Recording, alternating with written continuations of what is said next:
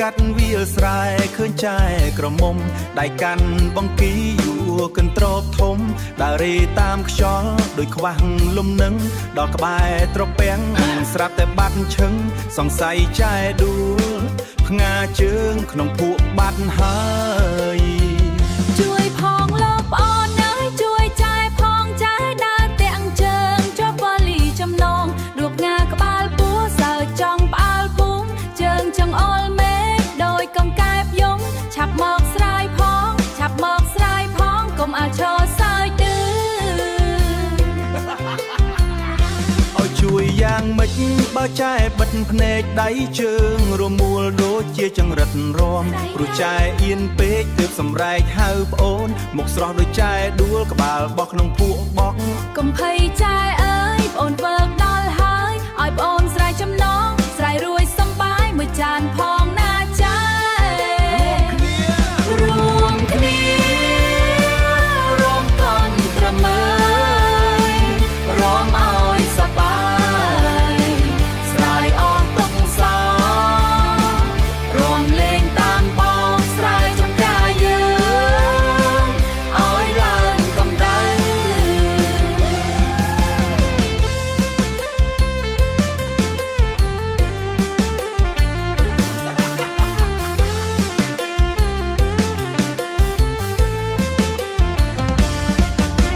ស្រាយវេលារួចហើយចែអើយកុំយំមុខឡើងក្រហមដោយផ្លែទុំជួ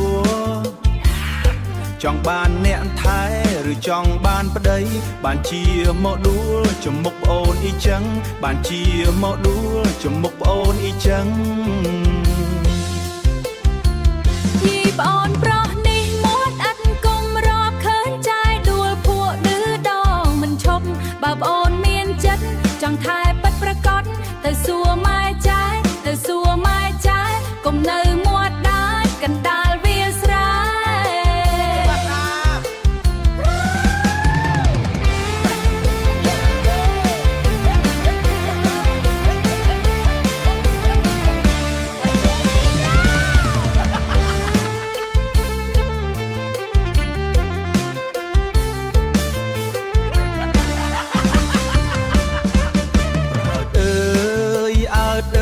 ដើរកាត់វាលស្រែឃើញចែក្រមុំដៃកាន់បង្គីយួរកន្ត្រកធំដើររេតាមខ្យល់ដោយខ្វះលំនឹងដល់ក្បែរត្រពាំង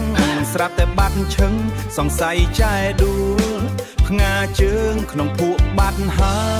យ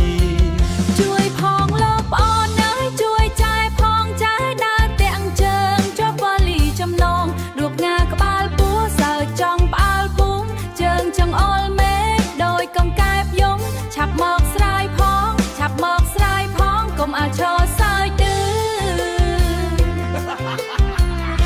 ឲ្យជួយយ៉ាងម៉េចបើចែបិទភ្នែកដៃជើងរមួលដូចជាចង្រិតរំព្រោះចែអៀនពេកទើបសម្រែកហៅប្អូនមកស្រស់ដូចចែដួលក្បាលបោះក្នុងពួកបោះកុំភ័យចែអើយប្អូនវើកដល់ហើយឲ្យប្អូនស្រែកចំណងស្រែករួយសំបាយមួយចានផងណាចែរួមគ្នារួមកនត្រមើរំឲ្យសប្បាយស្រ័យអងទុកសោរួមលេងតាមបងស្រែចំការយើងឲ្យឡើងកម្ដៅ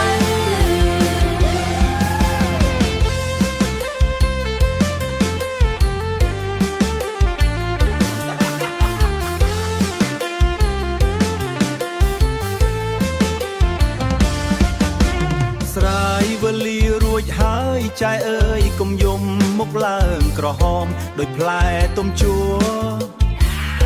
ចង់បានអ្នកថែ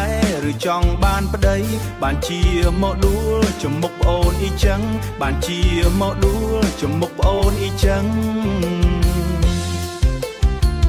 ពីប្អូនប្រុសនេះមាត់អត់គុំរាប់ឃើញចែដួលភក់ឌឺដងមិនឈប់បើប្អូនមានចិត្តចង់ថែពិតប្រកបទៅសួរម៉ែចែទៅសួរម៉ែចែកុំនៅមាត់ដាច់កណ្ដាល